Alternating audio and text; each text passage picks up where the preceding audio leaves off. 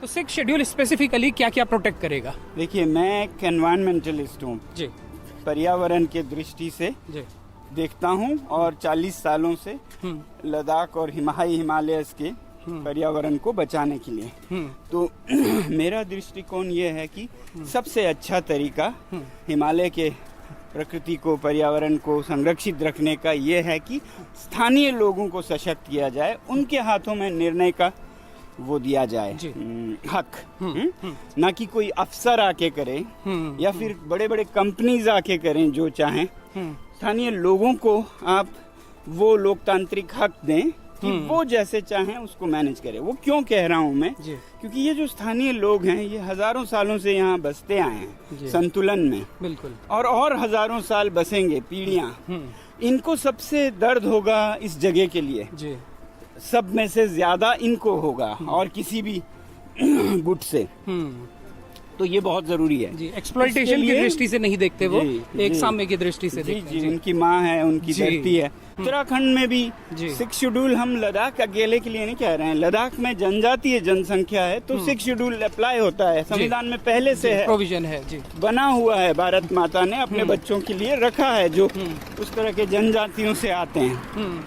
तो जहाँ है वहाँ तो तुरंत दिया जाए, और वैसे भी वचन है जहाँ नहीं है, हिमाचल में, उत्तराखंड में, बाकी और हिमालय में ऐसे और प्रावधान हो तो लागू करें, ना हो तो बनाएं तो जैसे 6 शेड्यूल है वैसे ही जो मौलिक जो वहाँ के निवासी हैं उनको एक तरह से सिर्फ अधिकार नहीं है, उनको एक जिम्मेदारी दें कि आप रखेंगे इसका ख्याल रखेंगे जी जी, देख रेख जी, क्योंकि कोई अफसर नहीं कर सकता है ये, जो लखनऊ से, चंडीगढ़ से, दिल्ली से आए वो नहीं समझेंगे। के लोगों को 90% से ज्यादा लोगों को ट्राइब का दर्जा है।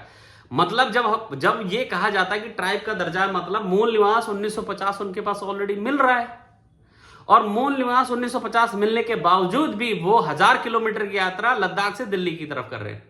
ये स्टेटमेंट कही है कि 6 शेड्यूल जैसा, हम ये नहीं कहते कि क्योंकि हम तो एलिजिबल हैं, हमारे यहाँ 90% की पॉपुलेशन ट्राइब की है, वो कह रहे कि अगर 6 शेड्यूल जैसा या 6 शेड्यूल ही प्रावधान अगर उत्तराखंड में लगाया जाए तो, अच्छा उत्तराखंड बात नहीं की उन्होंने कहा हिमाचल, उन्होंने हिमाचल पे भी क्वेश्चन मार्क लगा दिया। उन्होंने बोला हिमाचल, क्योंकि हिमाचल की 33% भूमि पे तो 5th शेड्यूल लगा हुआ, 43% भूमि पे। अब आप इस बात को समझिए कि जब वो ये बात कर रहे हैं कि हिमाचल और उत्तराखंड के अंदर 6 शेड्यूल जैसा प्रावधान अगर कुछ है संविधान के अंदर तो वही वहां लागू किया जाए। इसीलिए उत्तराखंड के लोग और हिमाचल के लोग 5th शेड्यूल के लिए लागू होते हैं। वो 5th शेड्यूल के लिए इसलिए लागू होते हैं क्योंकि उनकी जो कल्चर है, उनका जो हुआ है वो लद्दाखियों की तरह ही है। जैसे लद्दाख के लोग रहते हैं वैसे हिमाचल के लोग रहते हैं, गढ़वाली लोग रहते हैं, कुमाऊनी लोग रहते हैं, जैसे जौनसार को रहते हैं, और जौनसार को ऑलरेडी ट्राइब का दर्जा। दूसरी विडंबना बात क्या है कि जब वो ये बात कहते हैं कि हम एलिजिबल है तो उत्तराखंड भी एलिजिबल है, उसको आप ऐसे समझिए। उत्तराखंड के अंदर 21% पॉपुलेशन जो है वो एससी समुदाय की है, 4% पॉपुलेशन जो है वो एसटी के है, 25% हो गया। 5th शेड्यूल 50 से ज्यादा परसेंट पे 5th शेड्यूल लागू हो जाता है, यानी कि 26% लोगों को और ट्राइब का दर्जा मिल जाए तो पहाड़ पे 5th शेड्यूल लागू हो जाएगा। नदी जंगल से रोजगार है, जैसे उत्तराखंड के जंगलों से, नदियों से 2.5 लाख से ज्यादा रोजगार मिलेगा, और इसके अलावा बहुत सारे प्रावधान है वो चाहते हैं। इसीलिए 370 हटने के बाद लद्दाख में 6 शेड्यूल की डिमांड है। इसी प्रकार से उत्तराखंड के अंदर जो शूट होता है जिसके सारे पैरामीटर फुलफिल होते हैं वो है 5th शेड्यूल। तो 5th शेड्यूल के अंदर नदी और जंगल हमारे पास आ जाएंगे, 2.5 लाख नौकरियां हमें मिल जाएंगी, सेंटर में 7.5% का आरक्षण मिल जाएगा, और अगर 50% से ज्यादा पॉपुलेशन एसटी की पहाड़ में जाती है तो एसटी रिजर्वेशन हो जाएगा। और दूसरी बात यह है कि एससी समुदाय को घबराने की जरूरत नहीं है, एससी के पास दोनों ऑप्शन आ जाएंगे, जैसे लाहौल स्पीति में है, जौनसार में है, वो चाहे तो आपका एसटी का सर्टिफिकेट बना सकते हैं या एससी का ही अपने पास रख सकते हैं, लेकिन एसटी में बहुत फायदा है।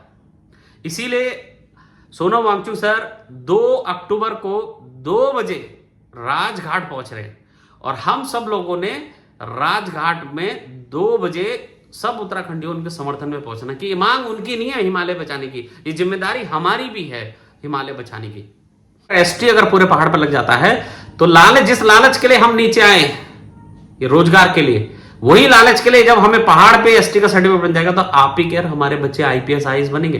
थोड़ी देर पहले एक वीडियो है 47 से आज तक तारीख उठा के देखें, मुझे लगता है उंगलियों आप गिन सकते हो हमारे यहाँ पे कितने डॉक्टर्स इंजीनियर होंगे बड़े बड़े। 50,000 डॉक्टर्स नहीं होंगे 47 से लेकर 2023 तक। मगर जब से हमको एसटी स्टेटस मिला है, पहला बैच निकला है नीट का, 10% रिजर्वेशन दी है हमको भाजपा ने। आज 126 बच्चा हमारा डॉक्टर नीट के लिए क्वालिफाई किया है।